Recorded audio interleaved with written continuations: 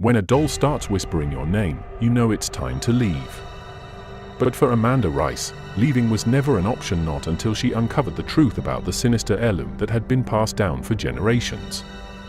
Amanda is a beautiful blonde North American young lady who lives alone in a small, cluttered apartment, dimly lit by the afternoon sun streaming through her dusty blinds.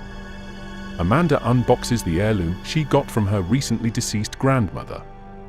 In it is a doll, standing 18 inches tall, which boasts hauntingly realistic features. Its porcelain skin glows pale, marred by faint cracks like spider veins. Dark curls frame its face, tied with a faded red ribbon.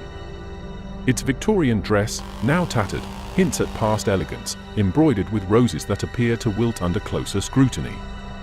Tiny hands sculpted with precision clutch a small, rusted locket engraved with initials. The faint scent of lavender clings to it, masking an inexplicable, chilling cold, nestled in a yellow tissue paper inside a worn wooden box engraved with strange symbols. Amanda places the doll on a shelf as she recalls her grandmother's cryptic warning: "This doll has been in our family for centuries. Keep it safe, and never, ever listen too closely." On the first night she took the doll home, faint whispers drift through the apartment. But Amanda brushes it off as her imagination, and then the next night, it gets louder. "Amanda! Amanda?" Initially she was shocked, filled with fear, curiosity and disbelief, wondering if she actually heard her name, knowing she's all alone in her apartment. Her unease grows, but she convinces herself it's just stress. Amanda sits at her desk, researching the doll by candlelight as rain lashes against the windows. Amanda discovers that the hauntingly beautiful doll's origin is traced back to 18th century Bavaria.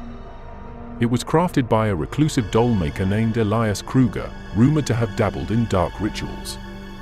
The doll was said to contain the spirit of Kruger's deceased daughter, who died mysteriously. Amanda decides to visit her grandmother's abandoned house.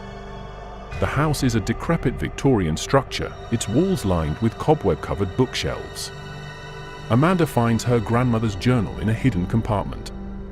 The entries reveal chilling details. "The whispers began when I was a child. At first, they were faint. Over time, they grew louder, and I learned never to respond. Those who listen too closely, they're never the same." Amanda realizes her grandmother had been haunted by the doll as well for decades. Late at night, in Amanda's apartment, the whispers intensify. Now, Amanda hears an intense scratch at her bedroom door. When she peeks into the living room, the doll is no longer on the shelf. It sits upright on the coffee table with its glassy eyes staring directly at her, unblinking as if it had been waiting.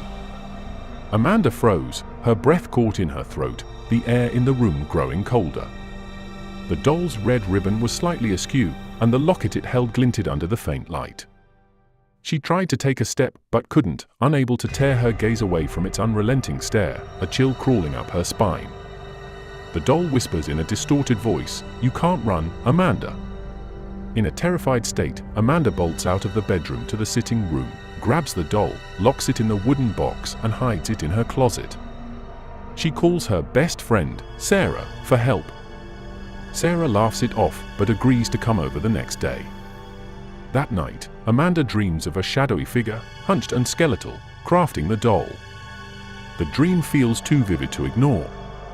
Amanda and Sarah visit a local antique shop. The shop is dimly lit, filled with the scent of aged paper and wood polish. The owner, an elderly man, reacts with horror when he sees the doll's photograph. "That's not just a doll," he says gravely. "It's a vessel." Kruger didn't just mourn his daughter, he trapped her soul inside. But something else, something darker latched on. Amanda learns the doll is cursed. It binds itself to its owner, feeding on their fear and growing stronger with every whisper. Later on in Amanda's apartment, Sarah and Amanda attempt to destroy the doll by burning it, but the flames die out unnaturally. The whispers grow louder, echoing throughout the apartment, "You defy me, Amanda." Amanda discovers a hidden note in her grandmother's journal. The note outlines a ritual to sever the doll's connection. It must be returned to the place where it was created and buried with the ashes of the dollmaker's personal belongings. Amanda and Sarah travel to a remote Bavarian forest, where Kruger's abandoned workshop still stands. The workshop is a rotting structure, covered in ivy and filled with eerie remnants of Kruger's craft, headless dolls, melted wax figures, and broken tools. As they perform the ritual, the doll resists violently. Its whispers escalate into piercing screams. Shadows writhe across the walls, and the ground trembles beneath their feet. Finally, Amanda burns Kruger's belongings and buries the doll. The workshop collapses into silence. The air clears, and the oppressive weight lifts. Amanda and Sarah leave, exhausted but relieved, the doll's whispers silenced forever, or so they think. Amanda returns to her apartment weeks later, confident the ordeal is over. But as she drifts to sleep, a faint whisper snakes through the air. Amanda.